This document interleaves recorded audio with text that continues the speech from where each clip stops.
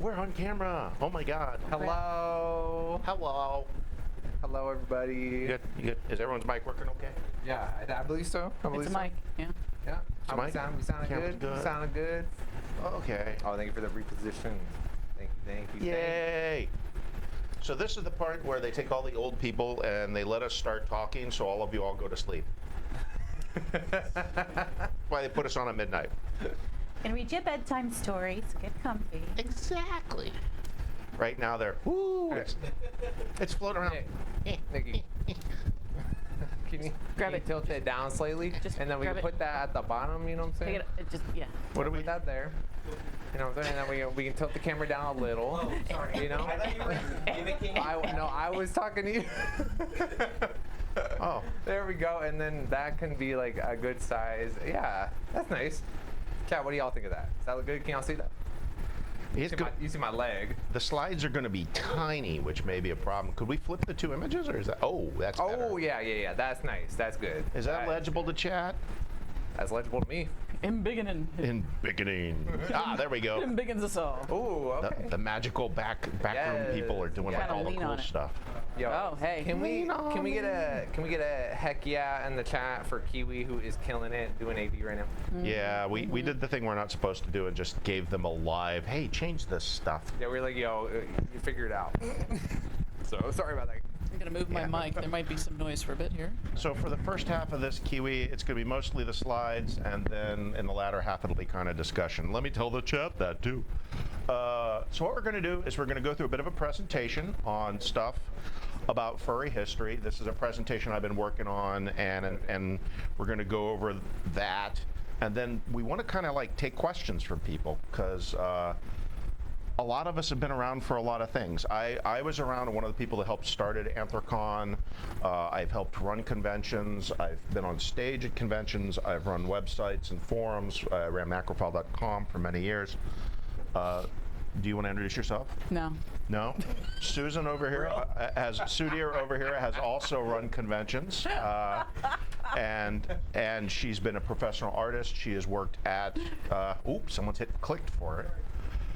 She's been a professional artist. She's Part of the Wild West movement of webcomics in their early days. That was fun times. She's held down a dealer table and other things. And this is the sneaky part of history, is I got this guy, because they'll know all about how streaming started, and that's something I don't know. Okay. So we'll get to that. Okay. So That's fun. Let's start out with the really, really, really old shit first. So, what? Oh, the old. There you go. Me? Yeah, Yeah. of course. The really old Who is my official clicker?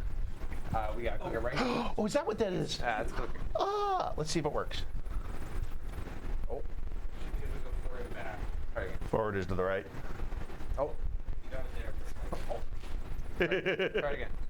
One more. There we go. There we go. Really old stuff. It seems like whenever anyone wants to talk about furry, they start with this kind of false start of, oh my God, anthropomorphics has been around forever. Yeah. The furthest item on the left is called Lion Man. You see the items in quotes at the bottom. If you ever want to look this up on Wikipedia and fall down rabbit holes, I recommend doing that at work where they pay you to do it. That is the oldest carved representation by man that we have, and it's anthropomorphic. So 30 to 40,000 years ago. You can go see that in Germany if you want. Some other example stuff over here. Metamorphosis was a collection by the poet Ovid of all of the Greek myths where people get turned into animals or similar things and usually interact with them in naughty ways. It's from then, go look it up. The statue there is Hermes Anubis, or Hermanubis. That was where the Greeks tried to convince the Egyptians that they were Greek by converting Anubis over, and you get a very kind of cool looking werewolf. Love that. Toft, who does a lot of history, has said if anyone will pay their ticket to fly to Rome, they will be glad to walk them through the Vatican Museum so you can actually see that. We love us some Toft. Find Toft on Blue Sky. They are awesome people. They are good people, both furry and historians. They are actually a professional teacher in history. It's interesting that you mentioned. Sorry, I'm gonna try and. Do it. It's interesting that you mentioned that, like, when people explain like furry history, they always go to this, because when I made my first ever YouTube video I made was like a telling your parents you're a furry video, and I literally at the very the first thing I said was like, furries go all the way back to ancient Greece. Exactly. So it was like literally this. Lion man. And speaking of which, Lion man. things you might tell your parents or other things, the iconography on the we got far an ad. right. Oops. Why did I click ahead? I didn't. That's all right. We got an ad for Meow Mix. Oh, good. Hold on. I'm going to watch this. Oh, wait, really? Yes, we did. Look at that. Meow Mix. Okay, this has got to be the best targeted ad I have It ever really seen is. out of It Twitch. really is. Yeah. I'm getting upstaged by the ad. I know, Great. right? So to the right-hand side over here is Saint Christopher, depicted as a religious icon in the Greek Orthodox Church as a werewolf. Ooh, okay. So they had a whole thing of, the word of Christ, which stretched to everyone under the sun, including the weird races, which included werewolves, or that Greek term down there I'm not going to try and pronounce. Oh, now it's advertising Jersey subs. Targeted. Damn, Twitch, why you gotta? Why you got to thirst on us? It's like midnight. They're not even open. I don't want to see that. It's making me Right? Right? Let's go on. All it's gonna do is make us go to Sheets. Let's go to the slightly less old stuff. If you're ever curious and looking things up, the two photos to the left are I've seen that picture. On basically the British still have this. It's a type of play called a pantomime play, and one of the stories you'll see most often, they associate it with Christmas time, is the tale of Dick Whittington's cat, which is a typical smart animal story. Think Puss in Boots, think Renard the Fox, stuff like that. Those are character actors who specialized in basically wearing a fursuit their entire career. So you have this all of the time. Nope, Kieran. The United States do not have pantomimes. This is almost purely a UK thing. As well as credit to the UK, the picture in the upper right there is an illustration of 1891. There was a convention based upon a book called The Vril, which was a race of electric creatures, and they thought that this was so interesting, the sci-fi book, they decided to have a convention where people cosplayed as the creatures, and there were booths that sold stuff about them, including artwork and food and all this other Right? things. That sounds familiar. Quite arguably the first cosplay sci-fi con happened at the Royal Albert Hall in 1891. Wow, that's crazy. And since we're on fursuiting, at the lower right, the dealer's den must have been awesome. Oh my God. At the lower right, that is the 1910 Wizard of Oz movie, which is the one that you all know ripped off most of the designs from. But the Cowardly Lion and Toto were actually fursuits running around in that film. Oh my gosh. And I don't know if we're going to run them on the late night video loop, but those are copyright free. They might end up getting run really late at night. But that's like a double skip there. Oh well. Hey-o. Let's talk about actual furry. So I want to kind of highlight that, the 70s and the 80s were a really weird time.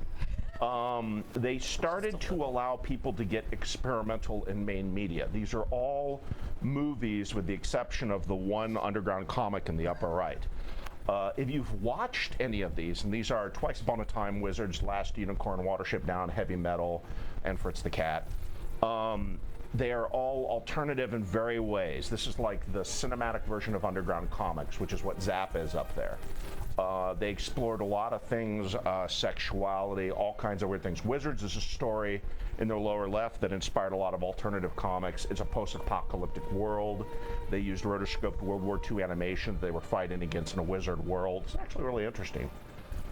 Fritz the Cat in the lower right by Ralph Bakshi is the first X-rated cartoon ever released. What? It was anthropomorphic cats, but it has nothing whatsoever to do with being furry so much as it's a commentary on sexuality in the 70s, and they just do it with funny animals. Well, and Wizards is also Ralph Bakshi, right?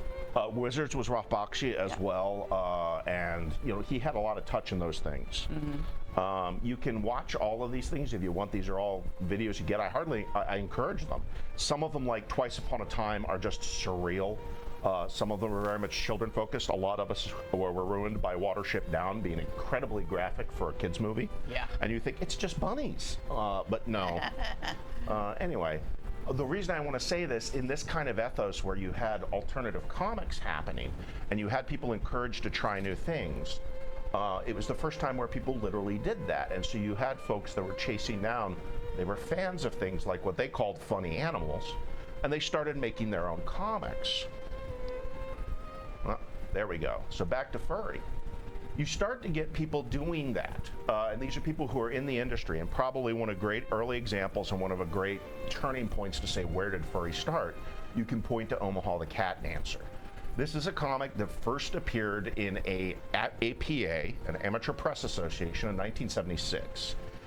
Voodie, as you can see in the image there, if you can read it, is literally, they're like, no humans allowed. It's all funny animal, as they would have called it in the industry, comics. And they were kind of taking a Mad Magazine bent, but the first couple, they would run other people's contents. An Amateur Press Association, for those of you who don't know, will actually, all the people who create it make photocopies and send it to a central point. They're bound and they go back to each other. It's not published at a newsstand. You don't pick it up. It's like the smallest of the presses that you can get. Issue number 8 of Voodie had Omaha. Omaha became her own comic. The reason a lot of people highlight it, it's a funny animal comic, but it's an adult funny animal comic. Her profession is that of a dancer.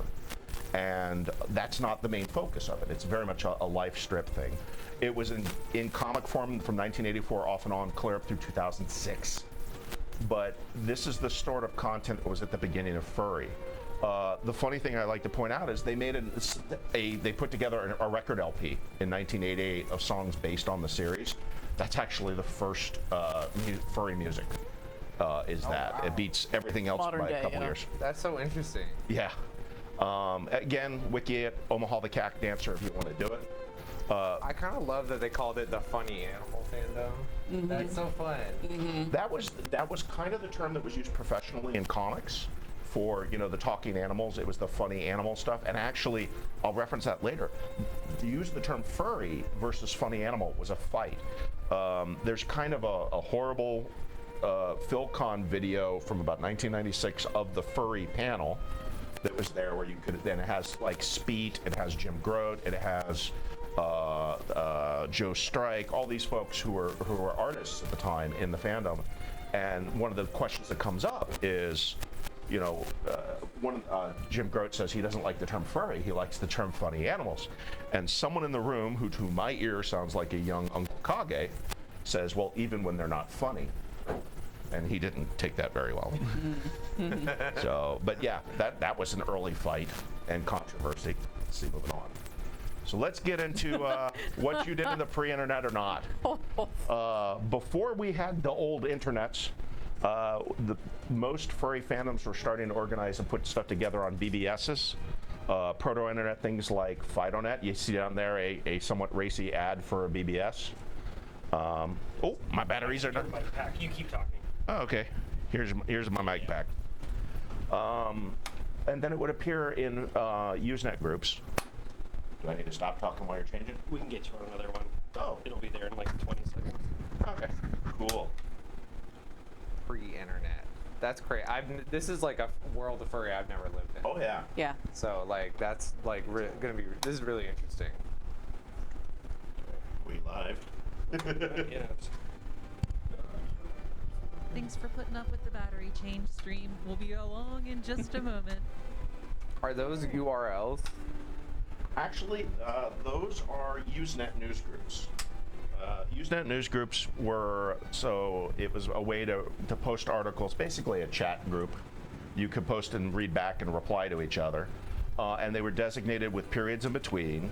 The left-hand-most item was the most important thing. Alt stood for alternative. Okay. Basically, anyone could make an alt group. Rec stood, I don't remember what rec stood for, but that you needed to have an agreement to do that. So rec.software.something would be where you'd find information on that. Okay. Alt Fan Furry was probably the busiest furry-based one, and it's just text only. And Alt Horror Werewolves, I put it as an example there, is even at the time there were other groups, fandoms that were nearby that later got subsumed and cross-pollinated into furry. So even here, we're talking in the late 80s, early 90s, you have the equivalent of a pony fandom off to the side. That was happening. Okay. Behind that, after that, I mentioned Mucks, Muds, Mushes, and Moos.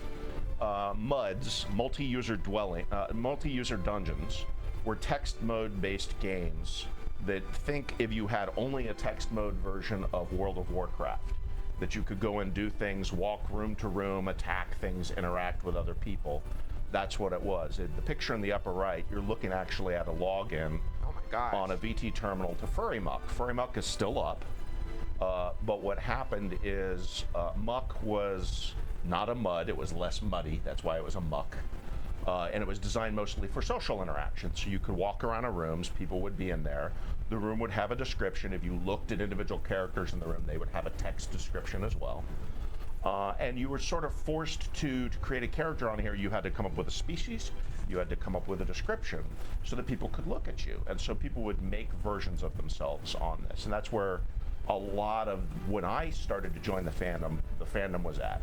And it was kind of funny when the 1 or 2 conventions that would happen, Furry Muck would be very quiet because Yeah. there's only 400 or 500 people accounts on the machine, and then half of them are at the con. Yeah.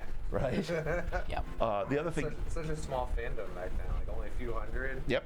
So Yeah. crazy. So there is actually a Furry Muck T-shirt from its early years that has every user of the Muck on the back of the shirt Listed. listed. Not character drawing, but, Oh wow. Yeah. but like the names. And so, yeah, that you can Yeah. find that. It's like at one point they were that small.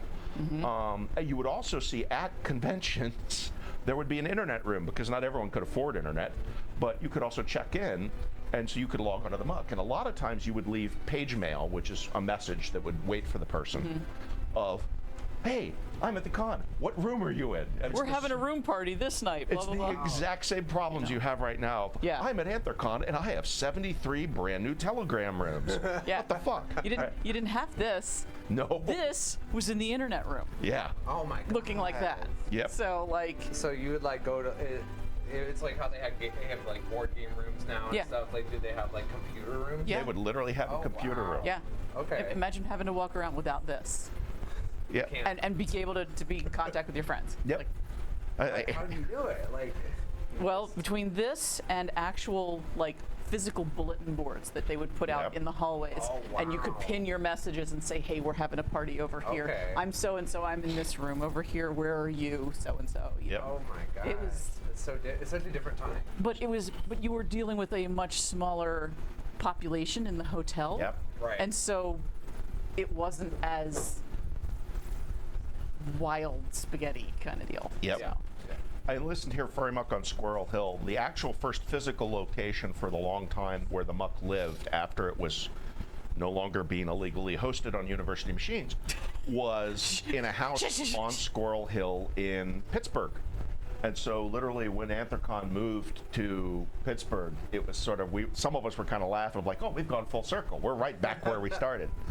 I also list down at the bottom, avatar.snc.edu, VCL, the Vixen Controlled Library, and rat.org. Those were the 3 sites where you, if you were lucky enough to have a scanner or had a friend who had a scanner, you could upload art to. A scanner. Yes, as in scanner. being able to scan the artwork, because most people didn't have those. Oh, okay. Yeah. I see what you're Right? saying. Or you had to go to the library and Right. put down your furry questionable art and hope the librarian didn't see you scan it. Because at that time, if you went to a Kinko's, they didn't have one. yeah. Avatar.snc.edu was the first site that was really big in any way, shape, or form. What school is SNC?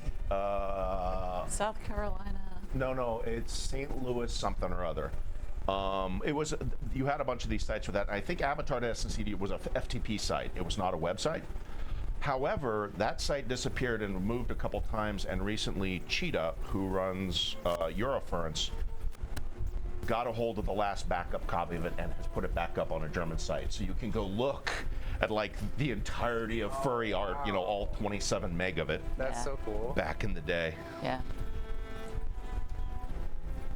But if you don't have internet and you don't have scanners, how do you get your furry art? So newsstands and comics, we had the things like Omaha the Cat Dancer. We had other issues, Morphs, Red Shetland. There were so Omaha the Cat Dancer was an alternative comic of funny animals, but it was directed to a wider audience. Joe Rosales, who was an early artist and a comic artist, commented about this, that you did way more sales to the world than you did to furry internally in its first years. But furry internal comics started to show up that were faced at us for us. But you could order those from your newsstand. You could ask your comic store to carry them, and they look at you funny. But if you wanted to get prints, very much a lot of it, if you did not go to a con and buy them from the artist or commission some of the artist, you got them over the mail.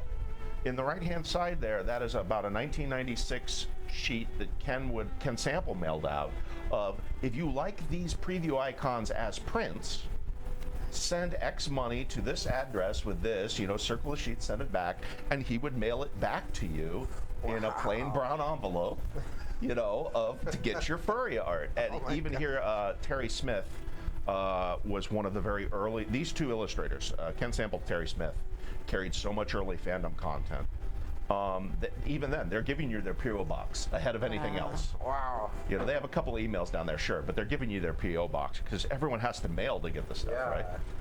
The other thing that was common, because the fandom was small, and unfortunately I couldn't find mine to bring it, people had black books. What is a black book? It is a book that is it's a bound book of blank pages, sketchbook. Okay. Yeah. And it was very common if you went to furry parties or other things, if artists were there out of the kindness of their heart, you would just leave your book out. And they might pick it up and sketch in there. So you would write in the front of your book who you were, what you were doing, or introduce your character, and they might do something interesting. Or they might be a gremlin. Never. Do you want to explain Yay Britain?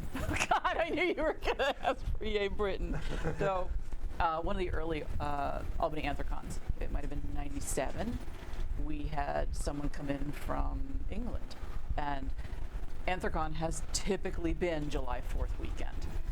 And a friend was rather nervous. He said, "This is terrible. I'm going to be in America.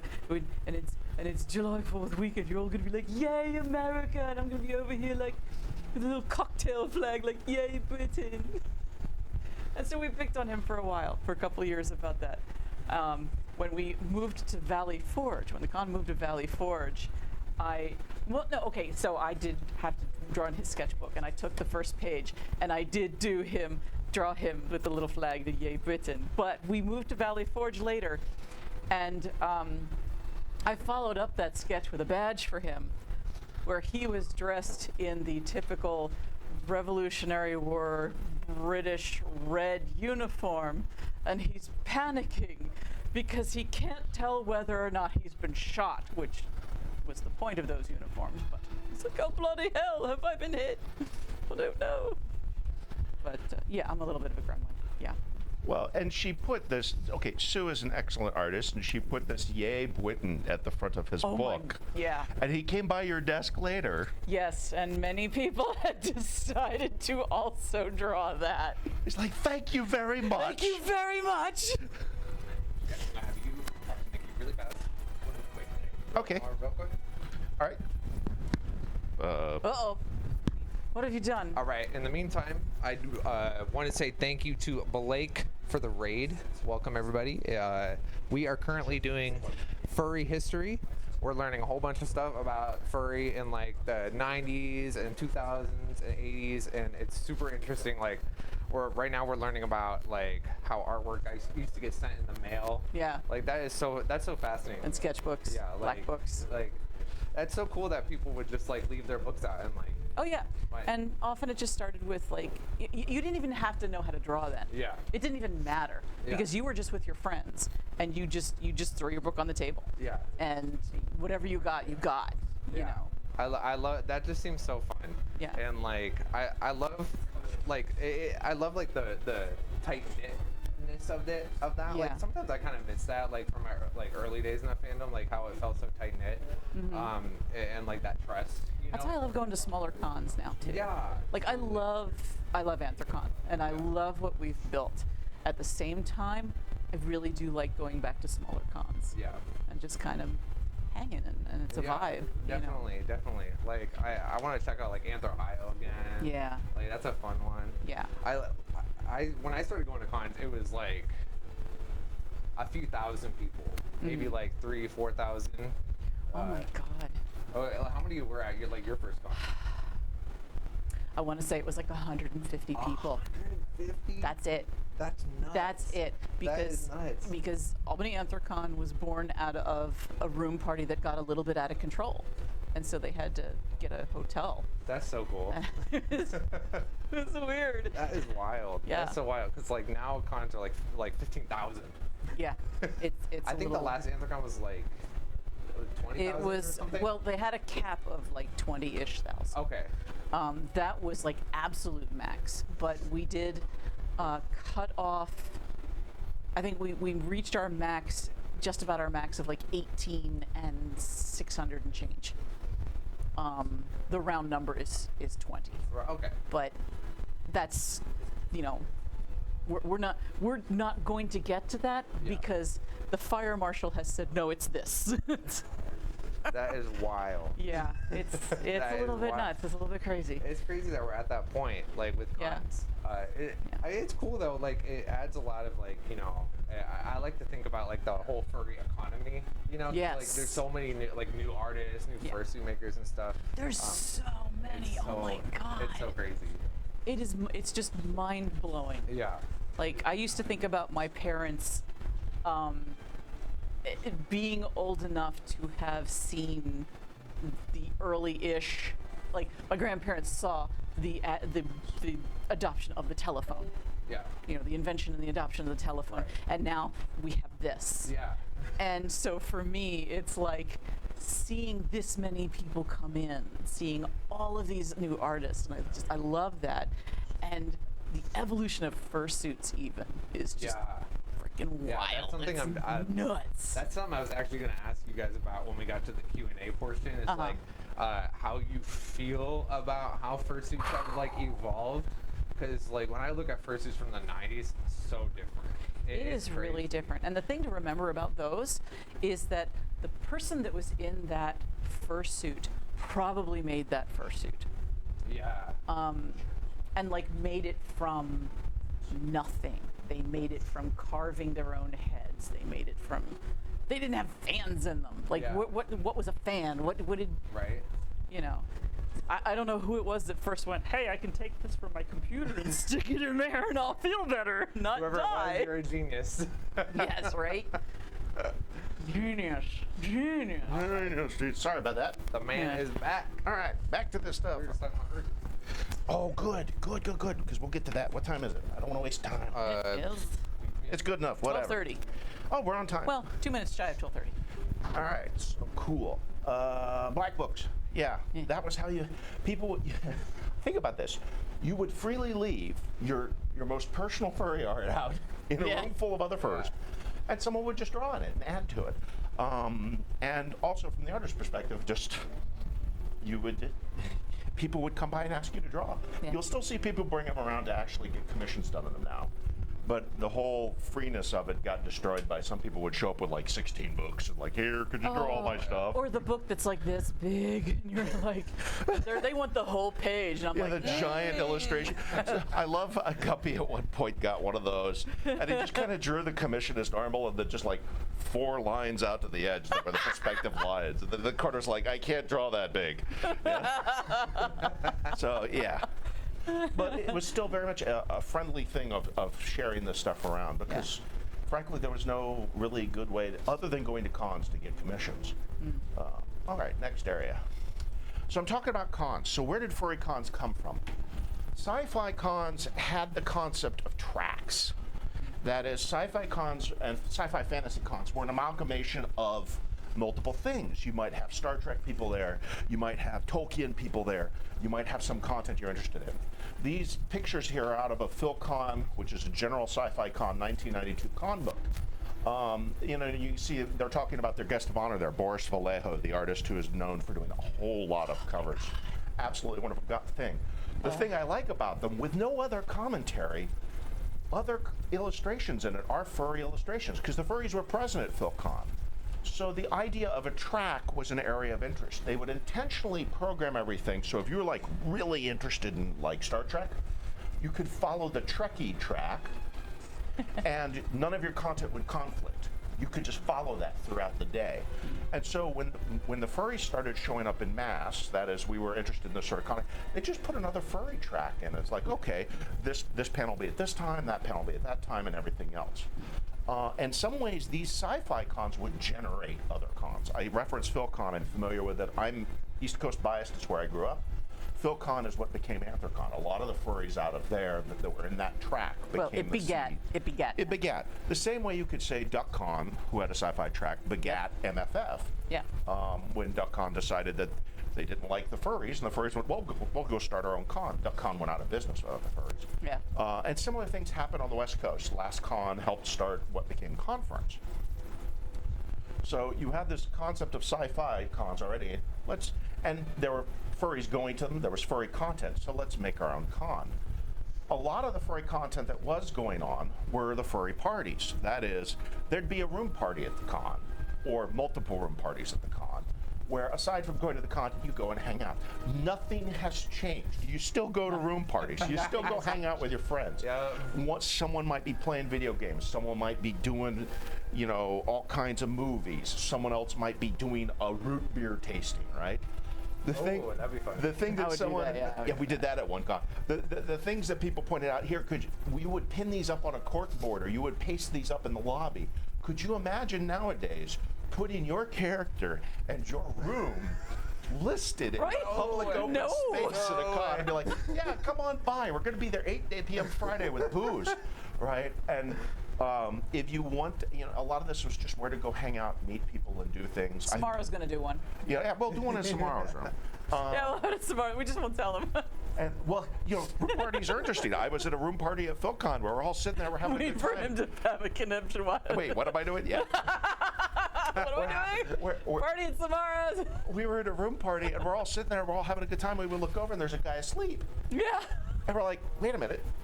Who's that? Is he your friend? He's not my friend. Just a random dude asleep in the room.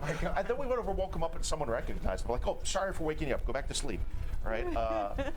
But if you want to see, someone decided to keep a lot of these room flyers because there was interesting art in the various artists. Oh, You've yeah. got Mitch Barrow, you've got Ken Sample, you've got a ton of people.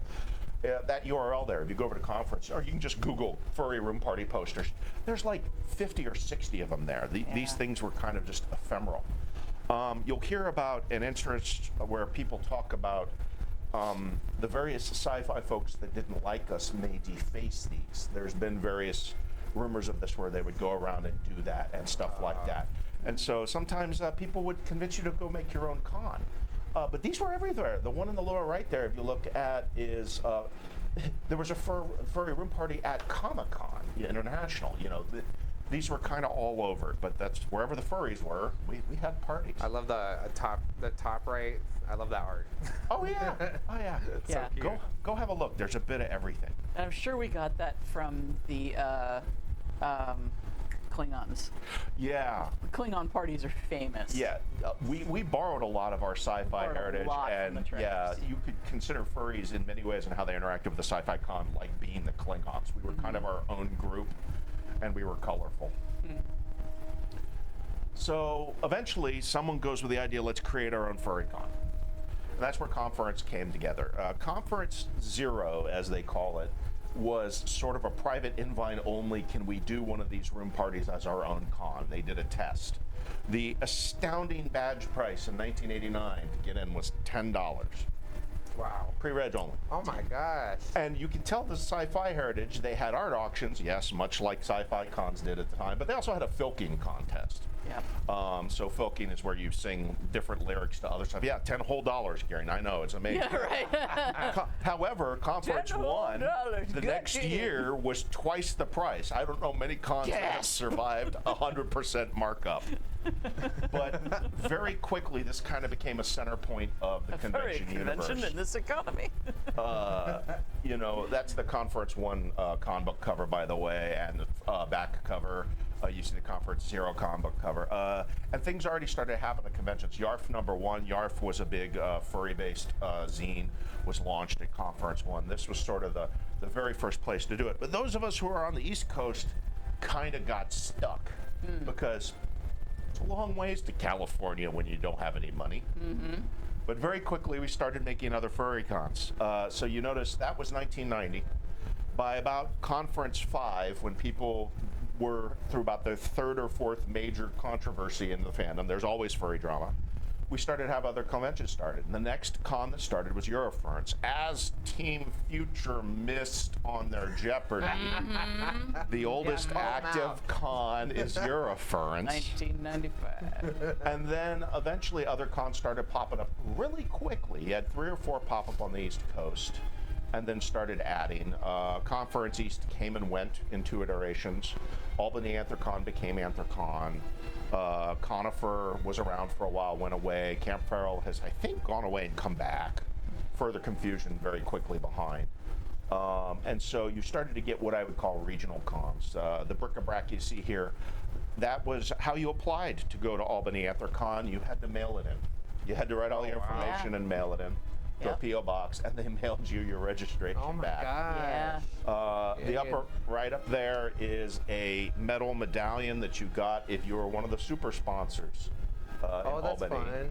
fun. And also the prices down there, if you notice, there was a lifetime member for $1,000 in 1998. Is that still? Oh, it says it includes 2 memberships a year. Yeah, Yeah. no, they've rolled that back to you're just a lifetime member for the 2 of us left. So me and another party who will remain nameless are the 2 final Albany Anthrocon Yeah. lifetime members. Wow. Yeah. That's so cool. And you know, let's be honest here. The kind of things we're talking about, you're looking at an average masquerade crowd and performance in the lower right. Yeah. You know, the room sits 50. Wow. What year do you think that was in the bottom right? In the bottom right, that's actually a photo that was used in the cover of 2000, I believe. That's going to Okay. be Cuddle Pup. I don't remember the other 2 suits, but they did the masquerade was very much, we didn't have a fursuit parade at the time. That hadn't Yeah. started yet. So you either went up there and did a skit, or you did, some folks would literally just show off a really good fursuit. Yeah. And that was it. That's so cool. But you know, the full stage up there is what? 2 risers and 2 pipe and drape, you know? Like Loopy is still around, but early on when we were still in we were still in Albany, and our main stage was also the dealer's room. Oh wow. But the main stage was just like they'd put out a little parquet dance floor. Yeah. But Loopy premiered his dragon costume. And what was Yes. unique about that costume at the time was that it had wings that had a wingspan. He could make them go out. Yeah. That's so And that cool. was like, just like, how did you do that, bro? You know, kind of deal. And he said, yeah, I had this for Halloween, and I went to my parents' house, and I kind of perched above their front door, and oh God, the first trick-or-treaters, I didn't mean to scare them like that. They all dropped their candy and ran. And I'm like, it's a good costume, bro. It's a pretty good costume, gotta say. That's great. So by about, you know, the mid to late 90s is going to be a furry fandom that a lot of people will more recognize. A lot of it is online. A lot of it is con-based. Furry Muck is still kind of the center of the universe, but that starts to change over time. And I want to talk a little bit about when you go back and you look at the history and content of these cons. It's going to be very hetero content, and it's going to be it's going to seem rough. If you are a queer person and you're looking back at it, it seems a little head scratching and perplexing. Especially like if you go back into the alternative comics. Not only is it hetero, it's not terribly good interaction with people. They are exploring some alternative areas that are not nice.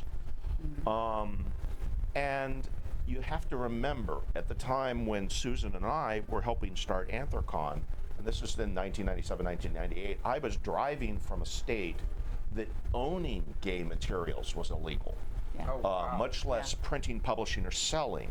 Yeah. A lot of what survives reflects that, and why the early fandom reads that rough. This photo, if you don't know what it is, that is the Gay Men's Chorus of San Francisco. That is the Gay Men's Chorus, and the people in white facing you are the ones that survived the AIDS epidemic that went through the 80s and 90s. Oh wow. You had that going on in that community, was that haggard at the time. So Yeah. a lot of what was drawn was privately drawn. A lot of what was written was privately written. And so it was a queer safe community, but it was a very tough time.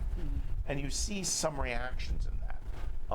The fact that Anthrocon decided to have a charity auction instead of what conference had was called a pet auction, where sometimes people would literally put up for charity donation, buy an hour with me in costume.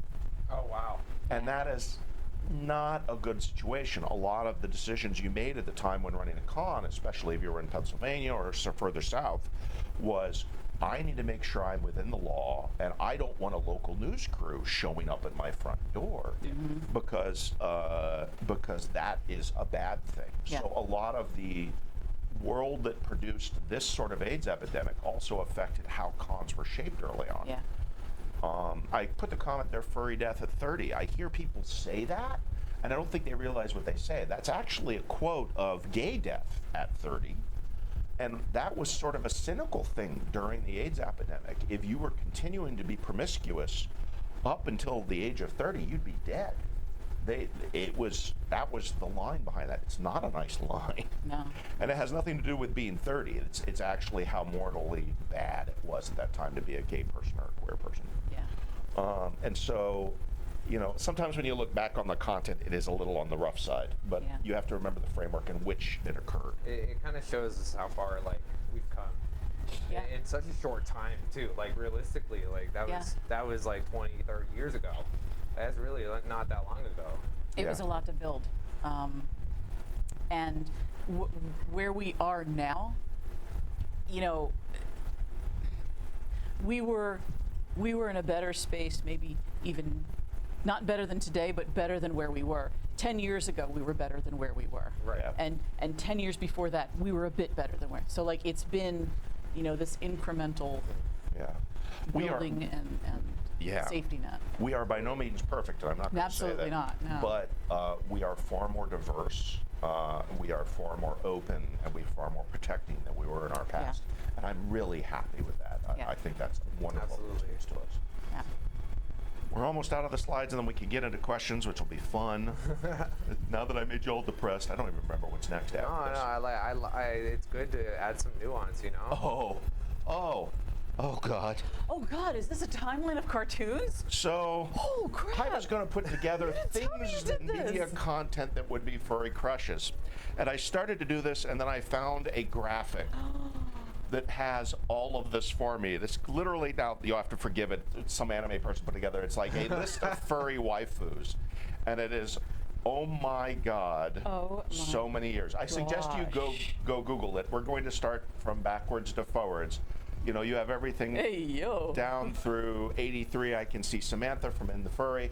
I can see 84. You're going to have Boggy, which is another animation where a cat girl that basically I think the animators loved her butt too much.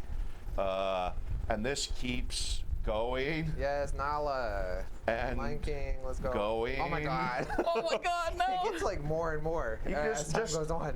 You can just add, Oh my God.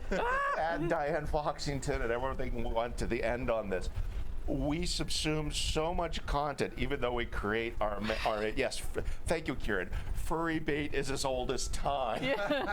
Yes, and oh my God. So rather than me trying to do it here, go find it yourself. But oh my God, there's so much furry media bait.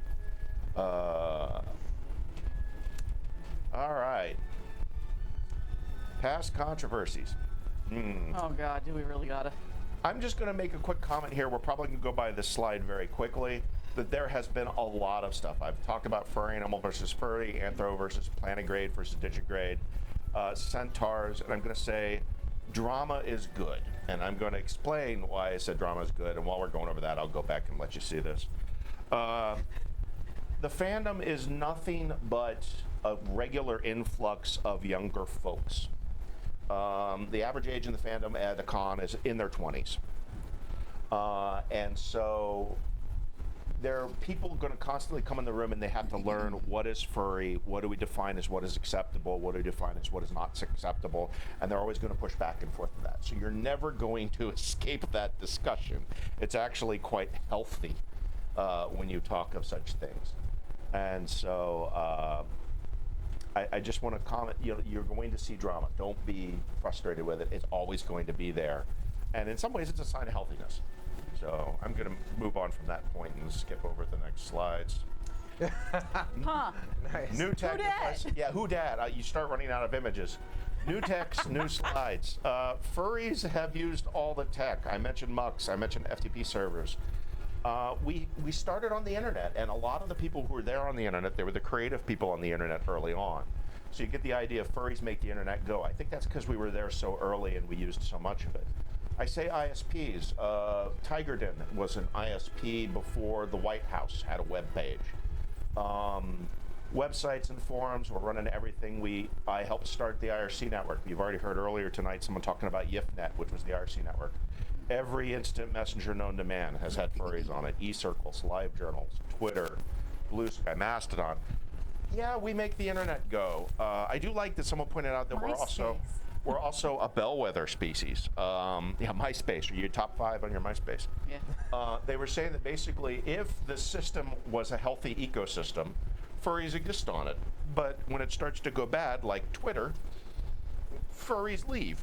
So yeah, we use the heck out of tech, and that's Ken Sample's sketch of my character. Love so, let's see. Fursuits. Yay! What is that on the left? That is the Torl. Stapler Wolf by Torl from 1998.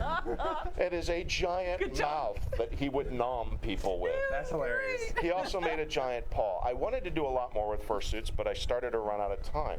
Torl on the right there, that is Torl 1.0. He's a great example of someone early in the fandom, because when fursuits first showed up, you had to make them. You had to make them on your own. You make them out whatever. Torl 1.0, if I remember correctly, the fur is actually cut up car seat covers. The face is shaped out of plastic stuff stitched together. And he cut the glasses and eyes and everything out of other stuff. That was what you had to do. There have been 5 iterations of Torl now. If you go find him, he shows up at Further Confusion and a couple of other places. He has a beautifully constructed suit that looks like it has natural wolf fur patterns, everything else, and he's one of the few people, he's still making his own suit from beginning to end. The very first panel I attended at a con, a furry panel, was him and a couple other people talking about making your own fursuit. And I think fursuiting early on was a very small part of the fandom. We used to, when we first started AnthrocOn, we could count on 2% of the fandom having fursuits and having to account for that to make sure you had enough water and other things. Now it's 30%, 40%. Oh my God, it's amazing. Never mind the people that bring multiple fursuits and other stuff like that. Can you name the individual in the red shirt behind Stapler Wolf? It's Tango. Yes, it is. Yeah. Yeah, it's Tango. I don't remember his last name. There was this character had a last name. Yeah. But yeah. So I don't think there's anything else. I think it's just, questions, the end. So we can kick the stuff around now if you want. I have a question. Sure. I actually asked Sue this question while you were away. Because, I just, I was thinking about how, because we were just talking about fursuits, too. How fursuits have changed so much since, the 90s. How they've come so far. Sue mentioned how, there's fans in them now. It's just so crazy. Some of them have LEDs, we got these visors, these progens playing Doom on their mask. It's come so far, right? How do you feel about that? I remember in about the first or second con I attended, there was a couple people who were special effects artists out of Hollywood who made their own fursuits. And they looked so incredibly realistic to me. So absolutely beautiful. And just head and shoulders above all the rest. And I remember going across and finding some photos of those now, and they look so goofball. I'm like, oh yeah. The art that's gone on is amazing. Fursuits around were for half a decade to a decade before someone discovered, hey, why don't we use Follow Me Eyes? Yeah, I was just going to say, I remember when Follow Me Eyes became a thing. We were still in the Adams Mark Hotel for AnthrocOn. So that would have been 2003, 2004, or something like that. It was wait a minute. What? So for folks who don't know, Follow Me Eyes, it's where the eye is in a reverse cave. Oh, I went the wrong way. Pause As over did here. I. And so to your perspective, as you move, the eye stays focused on you. And in general, a lot of early fursuiters, they'll have a droop, or they'll be looking through the mouth at you, and now people are much better about acting, much better about having suits that look correct on them. But have you noticed that early on in the fandom, a lot of artwork was digitigrade, that is, the characters are up on their toes, because that's kind of a werewolf thing. Right. But over time, you can't do that in a fursuit. You wear your legs out, and also, even if you did it, it's weird to make it look right on your leg. So you have to do a big foam leg or whatever to get that right. And that kind of like died out for like a decade. Yeah. But then VR chat showed up, and the VR chat sensors sit on the front of your feet. Yeah.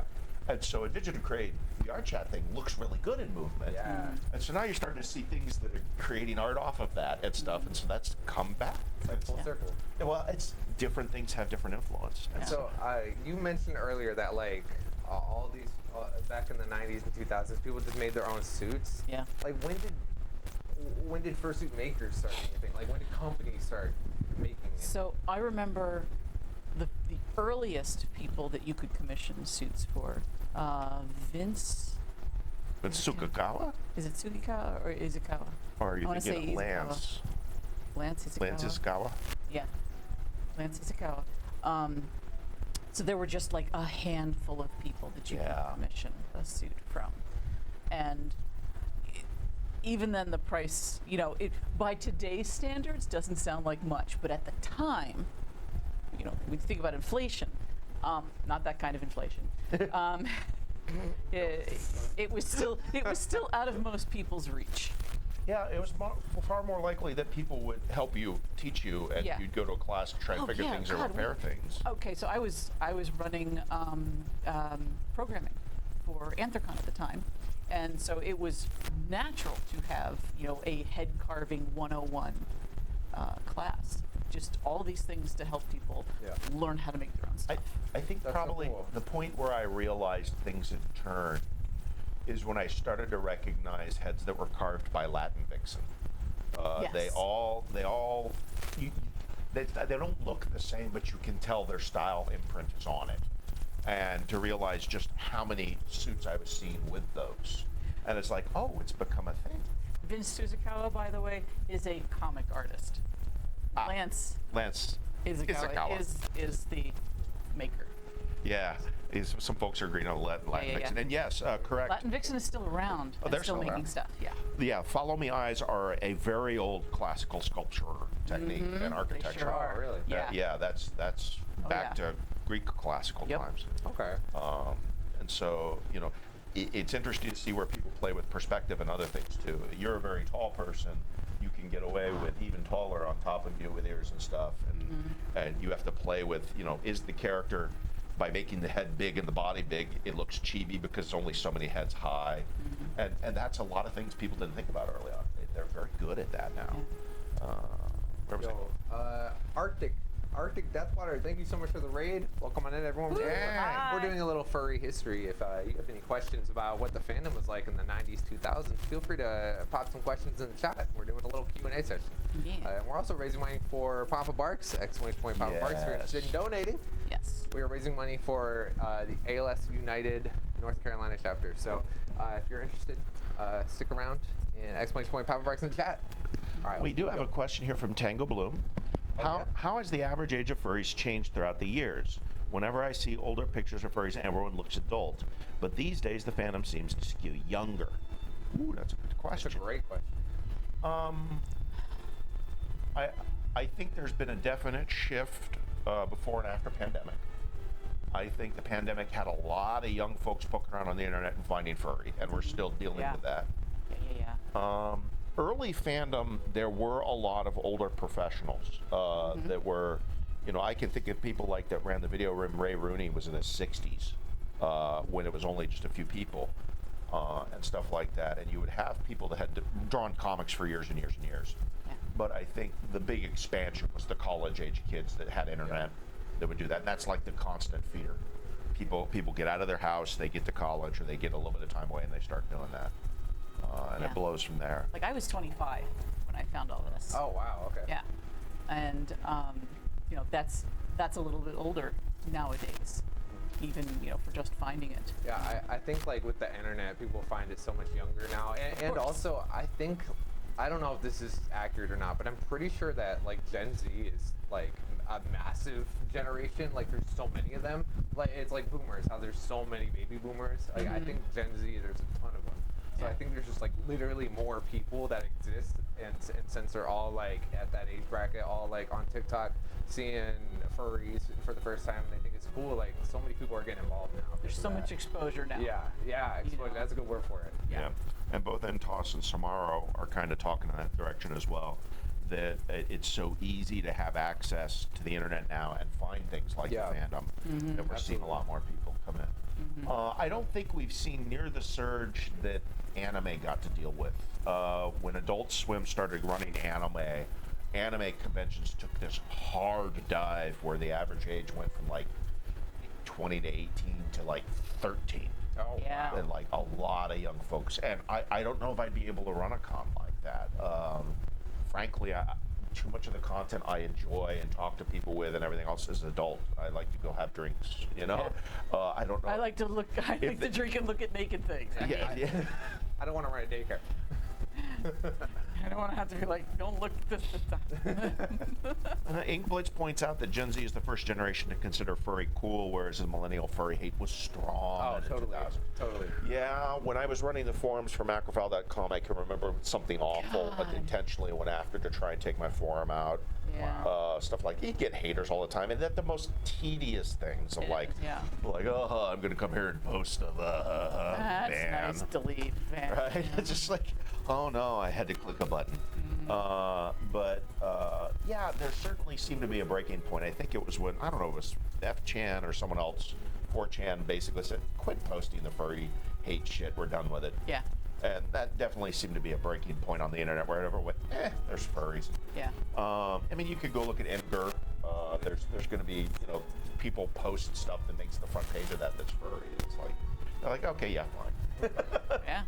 So, my major concern when we first moved Anthrocon to Valley Forge was the local news showing up and going, look at all these gay people dressing up as animals to tempt children. Because Yes. that's what the news story would have been. Right. Yeah. Right? Yeah. And so early on, people were like, well, why don't we talk to the press? That's why. That's why. Yes. It was a long time for the press to grow up and just Yeah. Yeah. find something else to be weird about. Because they were still will. weird. I mean, for God's sake, they're doing articles of like, they're teaching kids to use cat boxes. I mean, let's be honest. Kids already know how to use cat boxes. When I was in college, I submitted a video project that had a fursuit in it, and someone in my class asked me like if like I use a litter box. Not even kidding. Yeah. And I was just like, bro, what? What? Oh, that's a good question. Any other classic furry artists you'd recommend? I have stuff from Reed Waller, and I'm hopefully going to order from Terry Smith and other Reed stuff. Waller. Oh. Yes. Could you?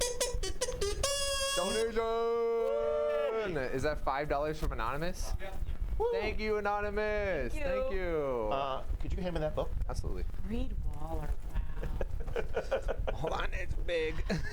Okay, one of my first recommendations, just because I love them so much, would be get artwork from Ken Sample. He has a Patreon, and he's on Picardo, if you ever want to watch him draw for free. Ken Cougar. Ken Cougar.